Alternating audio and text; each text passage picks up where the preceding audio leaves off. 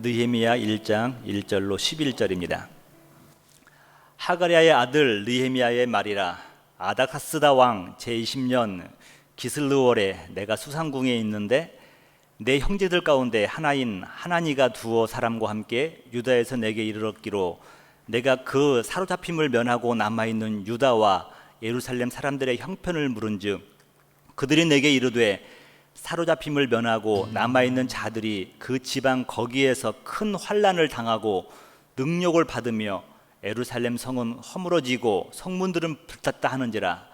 내가 이 말을 듣고 앉아서 울고 수일 동안 슬퍼하며 하늘의 하나님 앞에 금식하며 기도하여 이르되 하늘의 하나님 여호와 크고 두려우신 하나님이여 주를 사랑하고 주의 계명을 지키는 자에게 언약을 지키시며 국리를 베푸시는 주여 간구하나이다.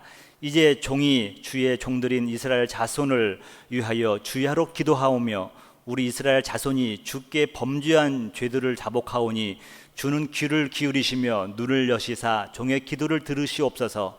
나와 내 아버지의 집이 범죄하여 주를 향하여 크게 악을 행하여 주께서 주의 종 모세에게 명령하신 계명과 율례와 규례를 지키지 아니하였나이다.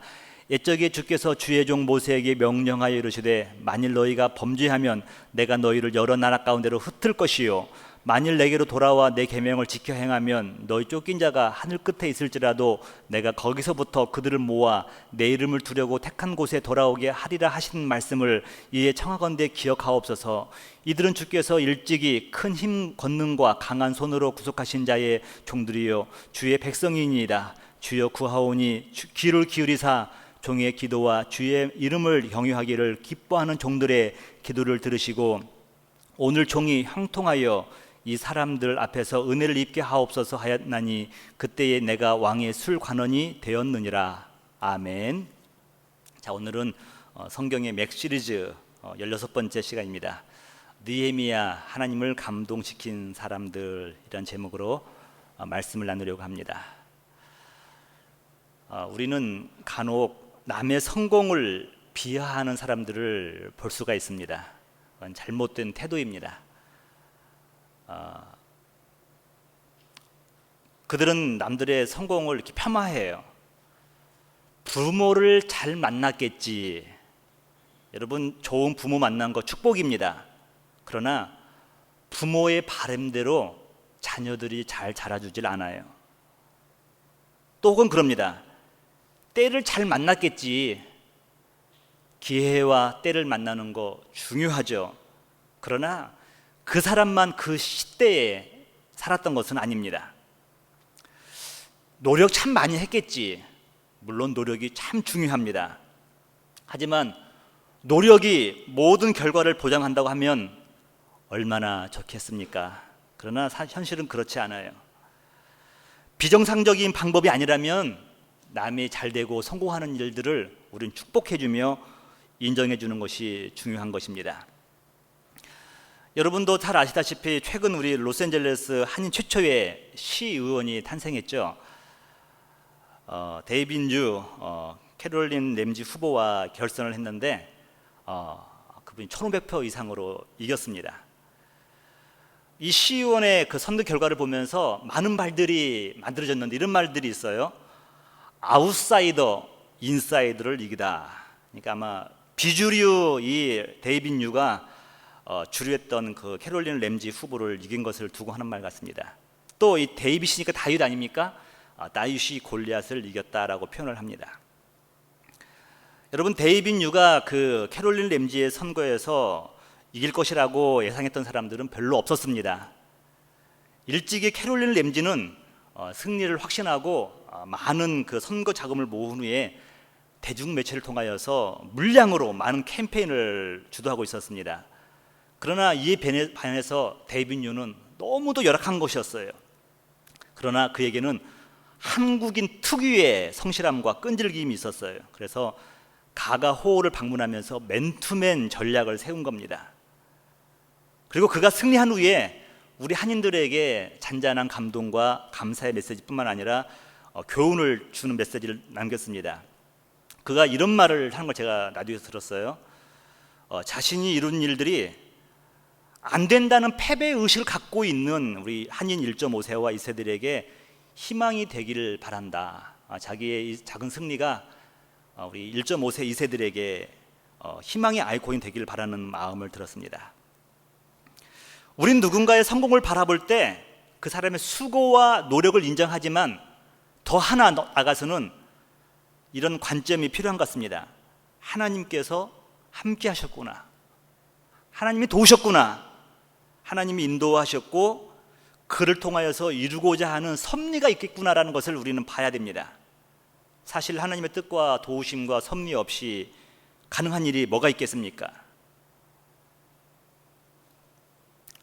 하나님께서는 그의 자녀를 향한 열정을 한마디로 시편 기자는 이렇게 표현하고 있습니다. 하나님이 저와 여러분들을 얼마나 열정적으로 지켜보유가 있느냐. 시편 121편 4절이에요. 이스라엘을 지키시는 이는 졸지도 아니하시고 주무시지도 아니하시리로다. 우리 하나님께서는 이스라엘을 지키시는데 졸지도 아니하시고 주무시지도 않는데요. 와, 여러분 놀랍지 않습니까? 바로 이게 하나님께서 우리를 사랑하시고 인도하신다는 것이죠.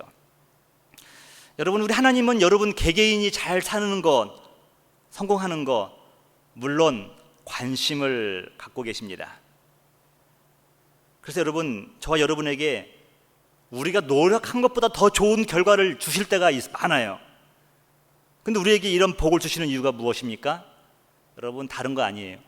영적 제사장의 직분을 잘 감당하라고 주시는 거예요.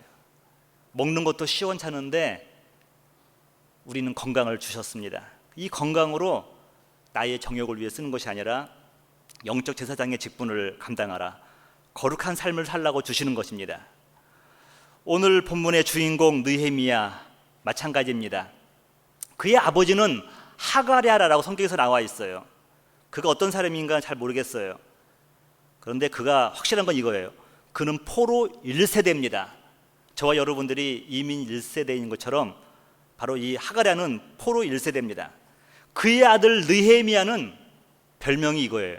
포로 2세대라는 거죠. 2세대. 근데 이 포로 2세대로서 바사왕, 페르시아 왕 앞에서 보란 듯이 성공을 한 겁니다. 그의 직분이 왕위의 술 맡은 관원이라 그랬어요. 여러분, 이게 우스워 보입니까? 여러분, 웨이터처럼 보입니까? 지금으로 말하면 이게 비서실장, 경호실장, 총리급에 해당하는 직분입니다. 그 당시에 왕의 술을 따를 수 있는 사람, 왕비도 못 따라요. 왕비가 누구와 눈이 맞아서 독살할 줄 모르는 겁니다. 그래서 왕은 이 술 맡은 관원을 가장 신뢰하고 믿을 수 있는 사람에게 맡기는데 그가 포로 2세대, 바로 느헤미야였다는 것입니다. 이 자리까지 느헤미야가 포로 2세대가 올라간 거예요. 만약 그 당시에 워싱턴 포스터지라든가 뉴욕 타임즈에 있었다고 한다면 이렇게 나왔겠죠. 헤드라인에 포로 2세대 느헤미야 개천에서 용나다, 이렇게 헤드라인 나올지도 모르겠어요. 저는 느헤미야를 제가 읽으면서 흥미로운 사실을 하나 발견했습니다. 그는 자신의 성공을 통해서 사람들 앞에서 거들먹거리거나 군림하거나 자랑하거나 자기의 유익을 도모하는 행위를 전혀 하지 않는다는 것입니다. 이런 기사를 찾을래야 찾을 수가 없었어요. 도리어 그는 자기 이스라엘 민족이 아픔을 겪고 있다는 걸 듣고 슬퍼하며 금식 기도를 했던 사람이었습니다. 여러분, 비단 그 당시 이스라엘 백성들만 어려운 삶을 살았을까요? 여러분, 냉철히 봅시다. 우리 민족 지금 어디로 가고 있습니까? 우리 민족도 이스라엘 백성들 못지않게 지금 어려움에 처해 있는 것 같아요. 우리 민족 가운데, 교회 가운데 우리는 이 느헤미야 같은 신실한 하나님을 종들이 세워주기를 위해서 우리는 중보기도 해야 될 줄 믿습니다. 아니, 우리 자녀들이 우리가 그러한 신앙인이 되어야 될 줄 믿습니다. 오늘은 우리가 읽은 그 본문 느헤미야 1장 1절로 11절 말씀을 중심으로 해서 느헤미야의 신앙을 통하여서 우리가 얻을 수 있는 교훈 몇 가지를 한번 나눠보려고 합니다. 첫 번째는 느헤미야는 절대자를 감동시킨 사람이라는 것입니다. 여러분, 우리 이제 우리가 1세대로서 아무리 영어보다는 한국말이 익숙하니까 한국 드라마라든가 한국 가요들을 많이 부르지 않습니까? 근데 이 드라마를 쓰시는 분들이나 대중가요 작사가나 작곡가, 이들이 중요하게 여기는 그 선이 있는데 그게 감정선이라는 거예요. 감정선. 어느 부분에서는 통쾌하게 하면 웃기는 겁니다. 설교도 이렇게 해야 되는데요. 또 어느 부분에서는 악인을 바라보면서 분노가 일어나게 하는 거예요. 또 어느 부분에서는 눈물을 쥐어 짜게도 하는 겁니다. 이런 장치들을 많이 삽입하는 거죠. 희노애락, 기쁘기도 하고 슬프기도 하고 분노하기도 하고 평안을 누리기도 하는 것. 이것이 잘된 그 드라마가 있으면 우리는 빠져들게 되어 있죠. 이런 극작가들도 불특정 그런 시청자들을 위해서 감동을 주기 위해서 얼마나 노력을 하는지 모릅니다. 이러한 측면에서 느헤미야는 사람들보다도 하나님을 먼저 감동시킨 사람이었어요. 여러분, 느헤미야가 어떻게 하나님을 감동시킨지 아십니까? 먼저 느헤미야는 하나님의 마음이 있는 곳에 자기 마음을 두었다는 거예요. 이스라엘 생각하면 하나님은 끔찍합니다. 때로는 말을 안 들어서 미울 때도 있었지만, 그러나 그의 마음 한 부분에는 이스라엘이 너무도 자랑스럽고 존귀한 존재들입니다. 그래서 여러분, 하나님은 졸지도 아니하시고 주무시지도 아니하시는 것이죠. 여러분, 오늘 2절 한번 제가 띄웠는데 한번 보실래요? 2절 보시면 내 형제들 가운데 하나인 하나니가 두어 사람과 함께 유다에서 내게 이르렀기로. 그러니까 하나니를 통해서 한 두세 사람이 고향을 방문하고 돌아오는 겁니다. 내가 그로 사로잡힘을 면하고 남아있는 유다와 예루살렘 사람들이 형편을 물은즉. 혹시 여러분들 그 잘 아시는 지인이 고국을 다녀오면 여러분 뭘가 궁금합니까? 그 혹시 여러분을 위해서 향수를 좀 잊을 만한 뭐 자그마한 선물이라도 가져온 걸 기대하십니까? 아니면 고국의 무슨 소식을 듣기를 원하십니까? 뭐 소식은 다 우리가 인터넷 더 빨리 들을 수 있죠. 뭔지 잘 모르겠지만 느헤미야는 다른 것이 아니었어요. 사로잡힘을 면한 자들, 우리의 동족들이 어떠한 형편에 있느냐, 여기에 관심이 있는 겁니다. 하나님의 사람은 이런 사람들이에요. 자기의 성공을 즐기는 것이 아니라 도리어 그러지 못한 사람들에 대한 아픔을 갖고 살아가는 사람들입니다.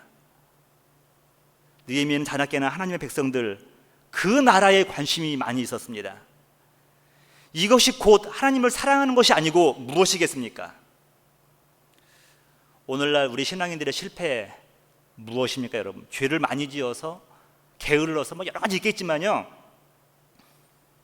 눈에 보이는 하나님을 경외한다고 예배한다고 하면서 눈에 보이는 형제자매들, 그들을 사랑하지 못하고 섬기지 못하는 거예요.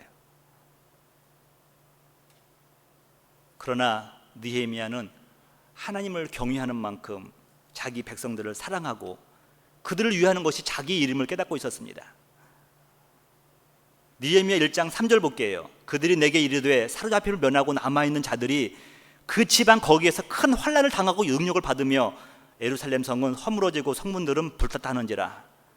내 그럴 줄 알았다. 그들 하는 짓을 보니까 그렇다. 그게 아니에요, 여러분. 이 말을 듣고 느헤미야의 마음은 찢어지는 겁니다.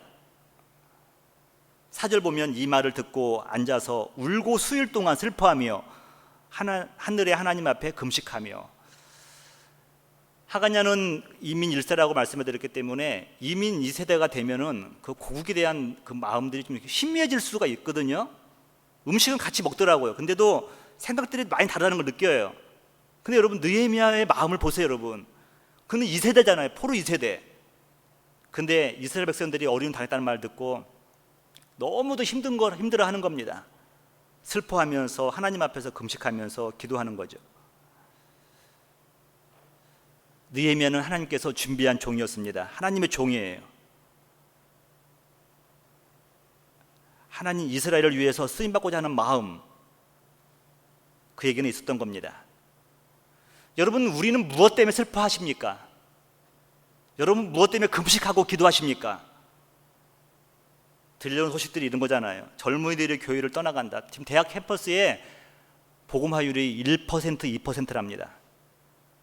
젊은이들이 교회를 떠나가고 교계는 지탄을 받고 있고 여러분, 우리와 종교는 다르지만 중동에 수많은 이유 없이 사람들이 죽어가고 있잖아요.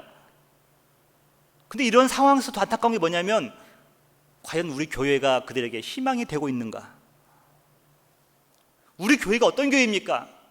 주님의 핏값으로 산 교회 아닙니까? 여러분에게는 이런 안타까움이 없습니까? 하나님께서 쓰임받은 사람들의 특징 중 하나가 바로 대속적인 기도를 한다는 거예요. 자녀를 진심으로 사랑하는 부모는 그 자녀를 대신해서 하나님 앞에서 회개하는 거죠. 1장 6절을 볼게요. 이제 종이 주의 종들인 이스라엘 자손을 위하여 주야로 기도하오며 우리 이스라엘 자손이 주께 범죄한 죄들을 자복하오니 주는 귀를 기울이시며 눈을 여시사 종의 기도를 들으시옵소서. 나와 내 아버지 집이 범죄하여 주를 향하여 크게 악을 행하여 주께서 주의 종 모세에게 명령하신 계명과 율례와 규례를 지키지 아니하였나이다. 우리가 이 어려움을 당하는 이유가 뭐냐면 이거예요. 하나님 말씀을 멀리했다는 겁니다. 8절 옛적에 주께서 주의 종 모세에게 명령하여 이르시되 만일 너희가 범죄하면 내가 너희를 여러 나라 가운데로 흩을 것이요. 우리가 지금 바벨론으로 끌려오고 페르시아로 끌려온 이유가 무엇입니까? 하나님 말씀을 멀리해 산 결과라는 거예요. 느헤미야 심정은 이거예요. 우리 민족이 어려움 당하는 이유는 그럴 만한 이유가 있었다는 것입니다. 인정하는 거예요. 억울함이 아니에요. 하나님 몇 번이고 죽어 마땅한 죄인이라는 겁니다. 인정을 하는 거죠. 말씀을 떠나서 한 결과가 이렇다는 겁니다. 어제 우리가 이제 모처럼 우리 남성들이 모여서 막 진지한 우리가 막 전 세계를 들떠났다고 하고 있는 그런 토론들을 했습니다. 근데 동성애 얘기가 나왔는데 참 하도 이슈죠. 근데 우리가 동감하는 것 중에 이거 하나 있었어요. 더 이상 이제 이 미국 사회, 이 사회 어디서든지 하나님의 말씀이 삶의 기준과 윤리와 도덕이 더 이상 되지 않는다. 이제 하나님 말씀이 삶의 기준이 되지 않는 시대가 되었다. 마치 사사기 생각이 나더라고요. 자기의 옳은 소견도로 행하더라. 이제 참과 거짓을 기준이 없어버리고 자기에게 기쁨을 주는 것은 선이에요. 우리 철학 공부하다 보면 에피쿠로스 학파가 그런 거 있잖아요. 우리에게 선을 주는 것은, 쾌락을 주는 것은 선이고 고통을 주는 것은 악이라고 표현했는데 세상 사람들이 지금 그래요. 나이가 기쁘고 내 마음의 본성도 따라가는 것이 선이고 이걸 방해하고 거역하는 것이 악으로 보는 겁니다. 여러분, 이런 시대에 여러분들이 할 수 있는 게 뭐예요? 대속적 기도죠. 나는 안 하니 다행이다, 이게 아니에요. 여러분, 주님, 우리가 망하게 되었습니다. 우리가 대속적인 죄를 인정하면서 자백하는 겁니다. 근데 이것이 하나님의 마음을 감동시키는 거예요. 절대자의 마음을 기쁘게 하는 거예요. 저 여러분들이 해야 될 첫 번째 일, 최우선으로 하나님의 마음을 감동시켜야 하잖아요. 제가 지난주 읽었던 책 중에서 하는 좋은 예화가 있어서 한번 여러분 소개하는데요. 두 젊은이가 오랜만에 휴가를 받아서 아주 먼 나라로 여행을 가게 되었습니다. 진짜 있었던 일이에요. 근데 비행기를 2번 갈아타야 되는데 자기가 탔던 비행기가 너무 늦어가지고 환승역을 향해서 한참 뛰어가야 됐습니다. 뛰어갔는데 마침 비행기는 출발하지 않았어요. 그런데 앞불사 게이트 문이 닫히고 마른 거예요. 여러분, 오래간만에 휴가를 내었는데 망칠 수가 없으니까 공항 여직원과 이제 사정을 합니다. 내가 몇 년 만에 처음 휴가다. 비행기가 출발하지 않았으니까 타게 달라. 내 잘못도 아니고 내가 비행기가 연착되어서 또 그 항공사가 당신네 항공사한테 연락을 한다고 했는데 이거 어찌 된 일이냐 했지만 막무가내입니다. 게이트 문은 닫혔고 출발할 수가 없습니다. 진짜 오래간만에 모든 휴가를 망칠 수밖에 없는 상황이었죠. 또 유리벽을 통해서 보니까 조종사가 이제 모든 걸 다 이제 정리하고 엔진 소리를 높여가고 있는 겁니다. 소리가 좀 더 커지는 거예요. 근데 이 사람은 그때 유리벽에 바짝 붙어가지고 조종사를 응시합니다. 마침 일 준비를 다 마친 조종사와 눈이 한 번 탁 마주친 거예요. 여러분, 이 사람이 할 수 있는 일이 뭘까요? 심플하지만 강력한 메시지를 전달하기 시작합니다. 이가 할 수 있는 유일한 일이 뭐냐면 자기의 표정을 낙담한 얼굴로 만들기 시작합니다. 망연자실의 표정을 지으면서 그러니까 그 조종사가 응시하는 거예요. 그때 손에 들고 있던 가방을 톡 떨어뜨렸어요. 그때 조종사가 깜짝 놀라면서 부중사와 얘기를 하더라는 겁니다. 그리고 곧 게이트에 있는 여직원에게 전화가 오는 거예요. 이 손님들을 태우겠노라고. 여러분, 이전에 이 두 청년은 수많은 말로써 항공사 직원을 설득하려고 했지만 수포로 돌아가고 말았습니다. 그런데 이게 웬일입니까? 말 한마디 하지 않고 절망적인 표정과 가방 하나 떨어뜨렸을 뿐인데 게이트 문이 열린 거예요. 여러분, 남편에게 막 바가지 긁지 마시고요. 가방 툭 떨어뜨리세요. 이렇게요. 그 앞에서 떨어뜨려 보세요. 자녀들 우리 뜻대로 안 되잖아요. 우리도 그렇게 살아왔거든요. 우리가 그런 자녀였거든요. 그 앞에서 가방 한번, 좋은 가방 툭 떨어뜨려 보세요. 우리 엄마가 저렇게 소중히 여기는 가방을 떨어뜨리다니.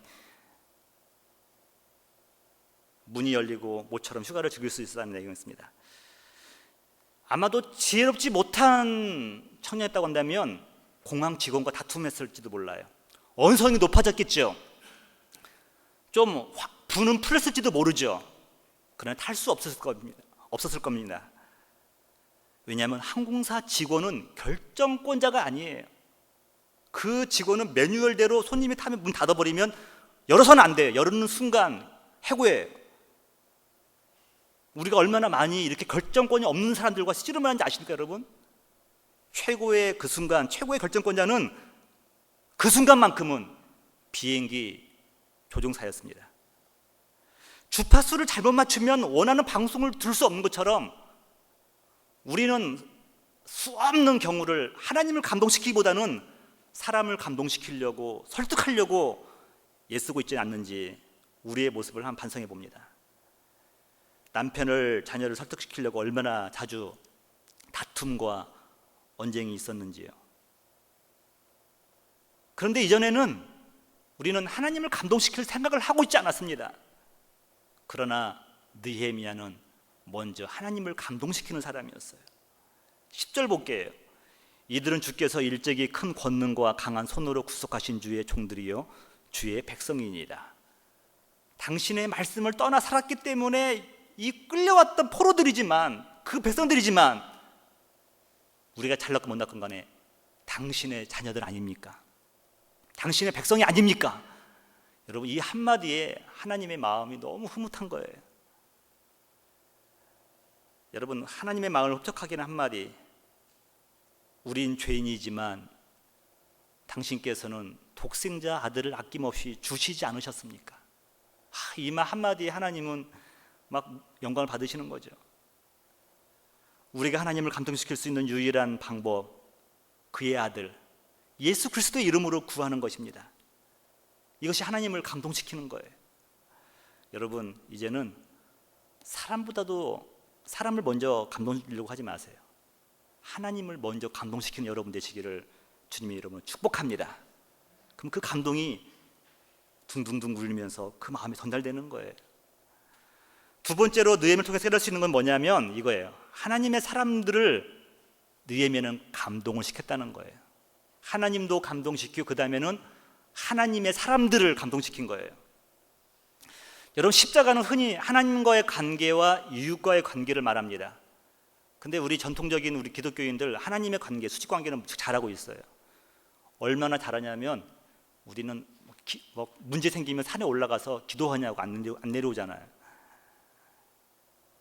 그런데 여러분, 전통신학의 한계가 뭐냐면 이 수직적인 것에만 관심이 많은 거예요. 사실은 이 수직적인 하나님과 나의 관계는 수평적인 것, 나와 가족, 나와 이웃을 통하여서 증명되는 겁니다. 그러니까 수평이 없는데 수직이 있을 수가 없는 거예요. 하나님을 사랑하는데 이웃을 나 몰라라 할 수 없는 겁니다. 얼마 전에 오래전에 우리와 신앙생활했던 집사님, 그분이 저희 부부를 만나자고 전화가 와서 만났어요. 근데 좋은 소식이 있더라고요. 따님이 결혼하는 때가 되었던 것입니다. 근데 그분이 저한테 묻었다고 하는 건 그래요. 목사님, 제가 오래전에 목사님 부부를 눈을 흘겼습니다. 그러는 거예요. 그게 무슨 소리냐니까 못마땅한 부분이 있어가지고 마음도 여러 가지 괴로워가지고 목사님 부부를 미워한 적이 있었대요. 근데 이제 딸의 결혼을 앞두고 딸이 잘 사귈 마음인데 그게 마음에 걸렸나 봐요. 우리는 못 느꼈다고, 그렇지 않다고 했는데도 굳이 그분이 사과를 하는 거예요. 손살을 쳤지만 우리는 사과를 받고 왔는데 왜 사과를 받은지도 모르고 돌아왔어요. 이 수평적인 관계가 문제 생기니까 하나님과의 임재를 못 느끼는 겁니다. 근데 요즘에 우리는요, 수평적인 문제가 다 엉망인데도 이거 잘 된다고 착각하고 있는 거예요. 근데 먼저 수평적인 걸 해결해야 하나님과의 관계도 회복되는 거 아니겠습니까? 느헤미야는 이스라엘의 정복자 바벨론이나 바사 국가의 왕에 대해서 남다른 생각을 하고 있었어요.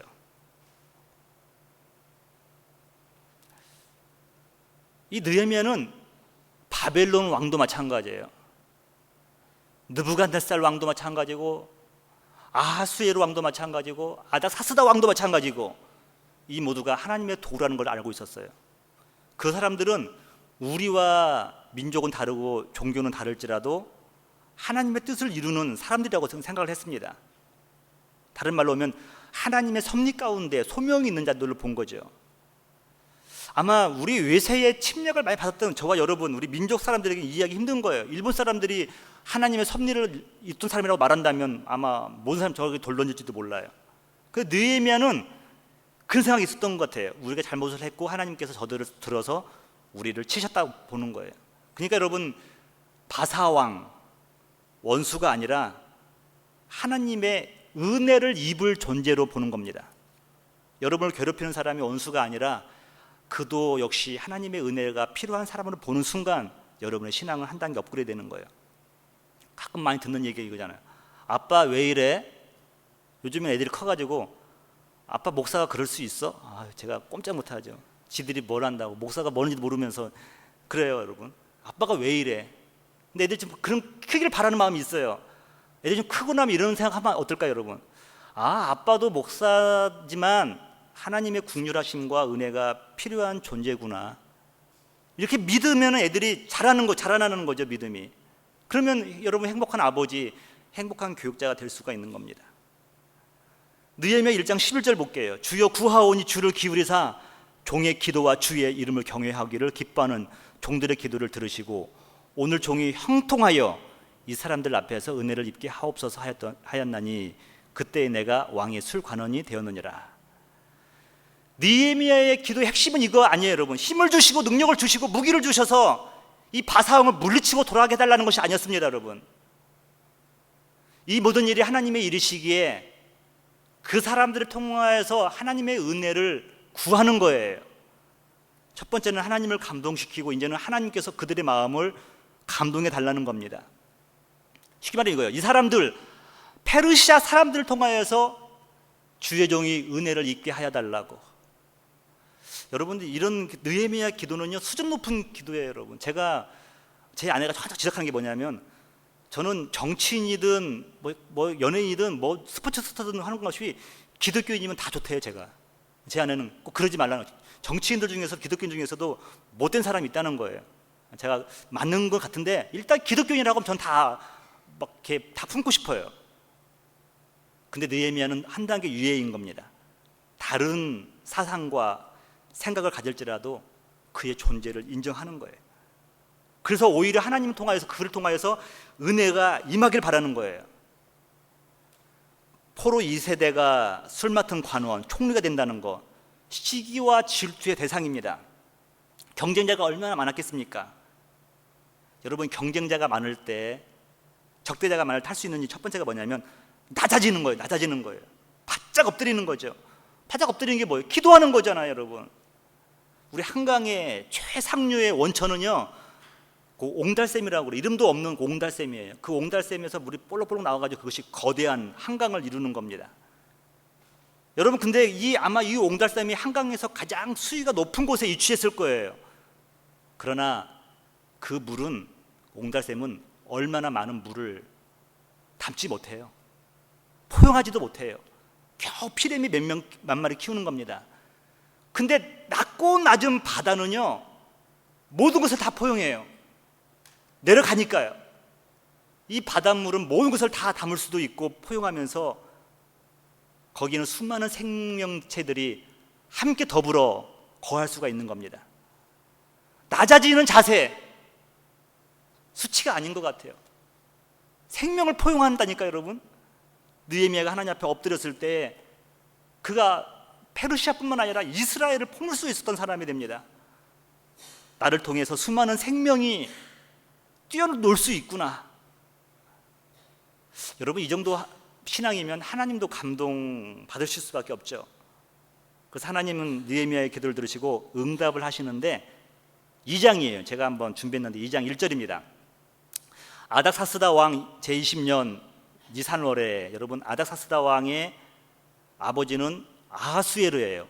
아하수에르의 아내는 에스더죠. 그러니까 에스더가 아마 폐위된 그 왕비를 대신하여서 아닥사스다 왕을 잘 이렇게 키웠을 거예요. 아마 잘 키웠을 거예요. 그러니까 아닥사스다 제20년 니월산에 왕 앞에 포도주가 있기로 내가 그 포도주를 왕에게 드렸는데 이전에 내가 왕 앞에서 수심이 없었더니. 여러분, 우리 남편이 일하고 들어왔는데 아내가 밥을 주는데 아내가 짜증 풀면서 밥을 톡톡 던지고 막 국도 흘리고 막 그러면은 남편들이 이렇게 소리 지르는 게 아니라 눈치를 먼저 봐요. 집에 뭐가 있나, 내가 뭐 잘못했나, 아내가 내 휴대폰을 또 검열했나, 막 이렇게 생각이 드는 거예요, 여러분. 지금 사람도 다 알잖아요. 그러니까 아닥사스다 왕이 느헤미야의 표정을 보니까 마음이 불편한 겁니다. 2절 볼게요. 왕이 내게 이르시되 내가 병이 없거늘 어찌하여 얼굴에 수심이 있느냐, 이는 필연 내 마음에 근심이 있음이니라 하더라. 그때 내가 크게 두려워하여 왕 앞에서 인상 한번 잘못 썼다가 쫓겨난 사람이 아닥사스다 어머니예요.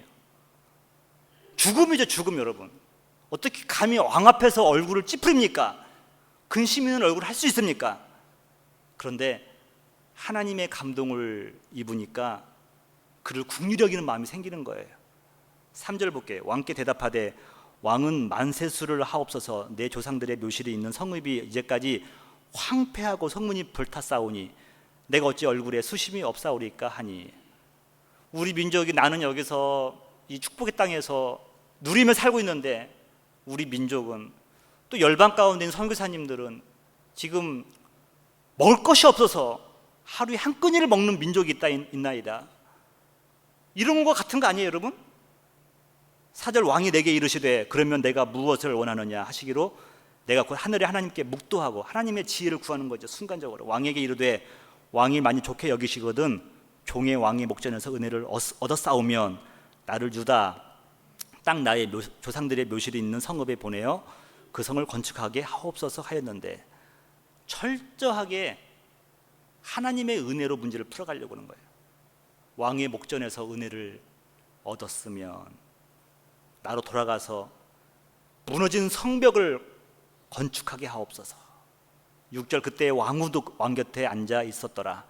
왕이 내게 이르시되 내가 몇 날에 다녀올 길이며 어느 때에 돌아오겠느냐 하고 왕이 나를 보내기를 좋게 여기시기로 내가 기한을 정하고 내가 또 왕에게 아뢰되 왕이 만일 좋게 여기시거든 강서쪽 총독들에게 내리시는 조서를 내게 주사, 통행증이죠. 그들이 나를 용납하여 유다에 들어가기까지 통과하게 하시고. 8절 핵심입니다, 여러분. 왕이 살림 감독 아삽에게 조서를 내리사 그가 성전에 속한 영문의 문과 성곽과 내가 들어갈 집을 위하여 들보로 쓸 제목을 내게 주게 하옵소서 하매 내 하나님의 선한 손이 나를 도우심으로 왕이 허락하고. 여러분, 이제 말씀을 결론을 지었습니다. 하나님의 감동을 하나님께서 이 느헤미야를 통해서 감동을 받고 나니까요, 그 감동을 받은 것을 주체 못하시고 스다스 왕에게 내려주는 거예요. 그러니까 그 감동을 받고 느헤미야가 구하는 대로 다 주는 겁니다. 하나님을 감동시킨 느헤미야, 사람의 마음도 감동을 얻고 들보도 얻을 수 있는 시간이 된 거예요. 근데 여러분, 이 고백을 하잖아요. 내 하나님의 선한 손이 나를 도우심으로. 오늘 저와 여러분들 여기까지 올라온 거, 하나님의 선한 손이 저와 여러분을 도와주신 줄 믿으시기 바랍니다, 여러분. 그래서 여러분, 우리가 이런 지혜가 필요해요. 느헤미야는 직접적인 말보다는 우회적인 말을 통하여서 왕의 마음을 샀다는 거예요. 우리 지혜로운 사람들은 직접적인 말을 하면 속이 시원해요. 근데 때로는 우회적인 말을 부드럽게 했는데 효과가 2배인 경우가 참 많이 있잖아요. 바로 이런 경우예요. 하늘을 감동시킨 사람은 분명 사람도 감동시킬 수가 있습니다. 사랑하는 성도 여러분, 우리가 하나님을 영화롭게 하는 일보다 더 시급하고 중요한 일이 뭐가 있겠습니까? 어떻게 하면 우리는 하나님을 영화롭게 할 수 있습니까? 먼저 여러분, 나의 부족함을 인정하시고 내 힘으로 할 수 없음을 인정하세요. 그리고 in Christ, 그리스도 안에 머물면서 십자가를 붙들고 주님께 매달리는 겁니다. 바로 이러한 삶이 하나님을 영화롭게 하는 것입니다. 오늘 이 말씀을 통하여서 여러분 남은 여생 가운데 큰 교훈 되시고 신앙의 힘이 되시기를 주님의 이름으로 축복합니다. 다 같이 일어나셔서 나의 손을